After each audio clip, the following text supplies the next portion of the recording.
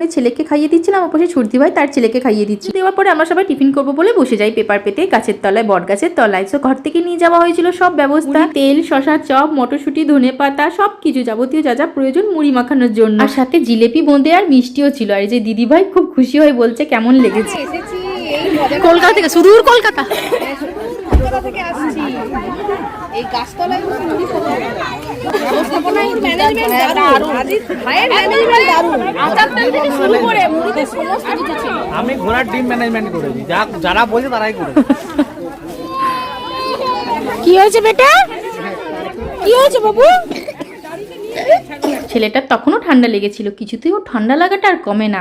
আর এই যে দেখুন ভাগনাকে একদম শান্ত শিষ্ট, কি ভালো ছেলে। তারপরে আমরা চলে আসি বাড়িতে এসে দেখি তারপরে ক্যাটারিংয়ে খাবার দিতে চলে এসেছে। মানে অর্ডার দেওয়া ছিল খাবার, কারণ বাড়িতে এসে রান্না করাটা সম্ভব ছিল না, এতজনের রান্না তো ক্যাটারিংকে বলা ছিল। আসার পথে ছেলে ঘুমিয়ে পড়েছিল। তারপরে ঘুম থেকে ওঠার পরে